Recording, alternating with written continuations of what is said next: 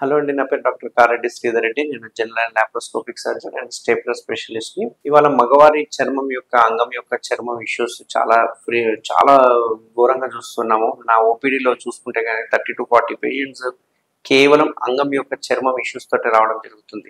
అసలు ఈ అంగం యొక్క చర్మం ఏదైతే ఉందో ముందలున్న చర్మాన్ని ప్రెప్యూషల్ స్కిన్ అంటుంటాం. దీన్నే ఫోర్ స్కిన్ అంటుంటాం. అసలు ఇది ఎందుకు ఇన్ఫెక్ట్ అవుతుంది? ఎందుకు ఇన్‌ఫ్లమేటరీ ప్రాసెస్ అక్కడ స్టార్ట్ అయ్యి ఎందుకు చర్మం వెనక్కి పోదు? దీన్నే మనము బెలనైటిస్ అని, బెలనోపాస్టైటిస్ అని అంటూ ఉంటాం. ఈ బెలనైటిస్, బెలనోపాస్టైటిస్ ఎవరిలో వస్తుంది? దీని లక్షణాలు ఎలా ఉంటాయి? దీనికి ఎటువంటి అడ్వాన్స్డ్ చికిత్సలు అవైలబుల్గా ఉన్నాయని మనం తెలుసుకుందాం.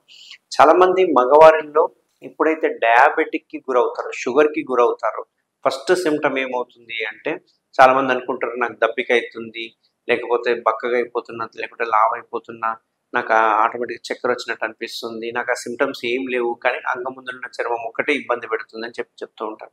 సో, డయాబెటిస్ అనేది ఎప్పుడైతే మనకు మనిషికి అటాక్ అయితుందో, అబ్బాయిలకి అటాక్ అయితుందో, మగవారికి అటాక్ అవుతుందో, ఆ అంగం యొక్క చర్మం ఏదైతే ఉందో అది మెల్లగా అక్కడ ఒక రకమైన ఇన్‌ఫ్లమేటరీ ప్రాసెస్‌కి లోనవుతుంది. అసలు ఎలా లోనవుతుందని మనం తెలుసుకుందాం.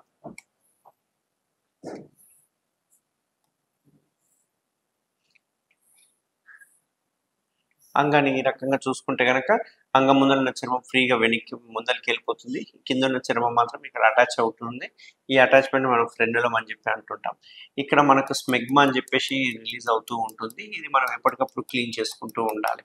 ఎప్పుడైతే మనం మూత్రం పోసినప్పుడు ఆ మూత్రంలో ఉన్న షుగర్స్ ఏవైతే ఉన్నాయో షుగర్స్ అనేవి ఈ చర్మానికి అటాక్ అవుతూ ఉంటాయి. ఇవి రెగ్యులర్‌గా అటాక్ అయితూ ఉండడం వల్ల ఏమవుతుందంటే ఈ చర్మం యొక్క క్వాలిటీ పోయి ఇక్కడ ఇన్‌ఫ్లమేటరీ ప్రాసెస్ స్టార్ట్ అవుతుంది. ఇన్‌ఫ్లమేషన్ స్టార్ట్ అయిపోవడం వల్ల ఇక్కడున్న చర్మం అనేది తన ఎలాస్టిసిటీని కోల్పోతుంది.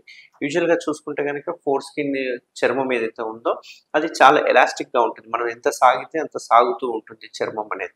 ఈ సాగే గుణం అనేది డయాబెటిస్‌లో కోల్పోతుంది. డయాబెటిస్‌లో కోల్పోవడం వల్ల ఏమవుతుందంటే ఆ చర్మం మొద్దుబారిపోవడము, థిక్ అయిపోవడం, మందంగా తయారు కావడము, ఒక రకంగా షైనీగా తయారవ్వడము, కొంచెం బాగా గమనిస్తే గనక రెడ్డిష్ కలర్‌లోకి కలర్ చేంజెస్ అయిపోవడము, కొంచెం మనము బలవంతంగా వెనక్కి మూవ్ చేయడానికి పోతే అక్కడక్కడ క్రాక్స్ ఫార్మ్ కావడం ఇవన్నీ చూస్తూ ఉంటాం.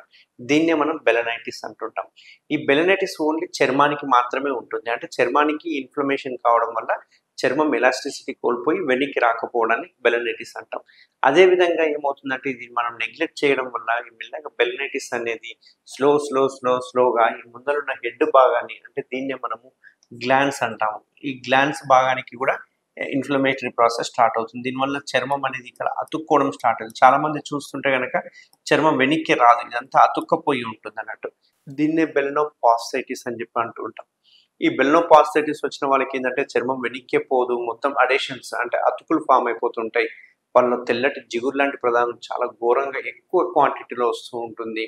అంతేకాకుండా ఒక రకమైన ఫౌల్ స్మెల్ వాసన రావడము అండ్ దురదలు పెట్టడం ఇట్లాంటివన్నీ మనం చూస్తూ ఉంటాం. దీన్నే బెలనోపాస్టైటిస్ అంటుంటాం. సో, బెలనైటిస్ గాని, బెలనోపాస్టైటిస్ గాని అంగం యొక్క ముందరున్న చర్మానికి అండ్ అంగానికి అటాక్ అవుతూ ఉంటుంది. దీన్నే మనం ఫైమోసిస్ అంటే ఎప్పుడైతే చర్మం వెనక్కి రాదో దాన్ని మనం ఫైమోసిస్‌గా పరిగణిస్తాం. సో, దీనికి ఎటువంటి చికిత్సలు అవైలబుల్‌గా ఉన్నాయి. చాలామంది కోత మెథడ్ ఐడియా ఉంటుంది. మనం కట్ చేసేసి కుట్లేయడం జరుగుతుంది. బట్ మన ట్రీట్మెంట్ రేంజ్ హాస్పిటల్‌లో మనం చేసే టెక్నాలజీ పేరు కేఎస్ఆర్ స్టేప్లర్ సర్కంసిషన్ సర్జరీ. ఈ కేఎస్ఆర్ స్టేప్లర్స్ ఏంటి ప్రత్యేకత దీనిది? మిగతా స్టేప్లర్స్‌తో చూసుకుంటే గనక ఈ కేఎస్ఆర్ స్టేప్లర్స్‌లో ఏదైతే ఉందో అందులో ఉండే సిలికాన్ రింగ్ రబ్బర్ మెటీరియల్‌లా ఉంటుంది. దీనివల్ల ఎటువంటి హాని ఉండదు.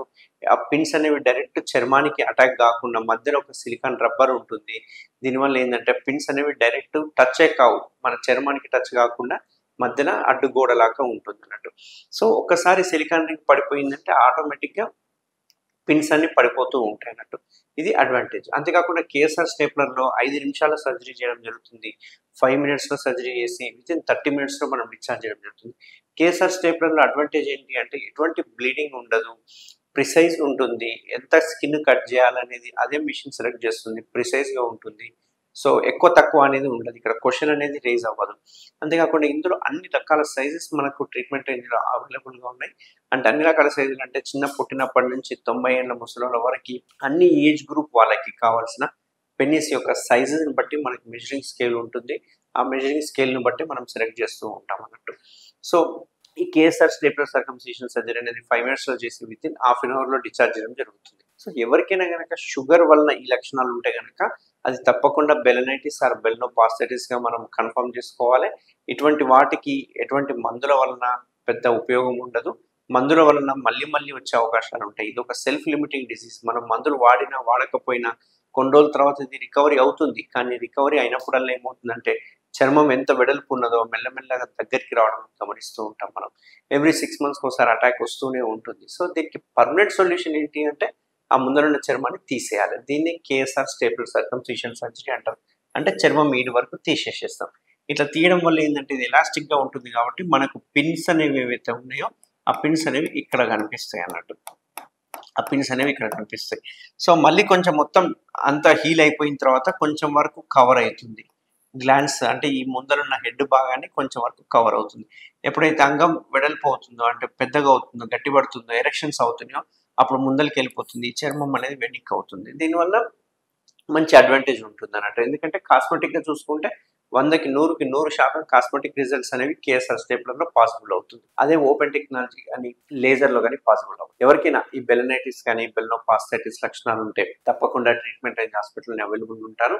దీనికి మనం కేఎస్ఆర్ స్టేప్లర్ ద్వారా మనం సర్కంసిషన్ చేసుకోవడం వల్ల దీనికి శాశ్వత పరిష్కారం అందించవచ్చు. Thank you very much. Thank you Sridhar Reddy sir. Thank you doctor Sridhar Reddy sir.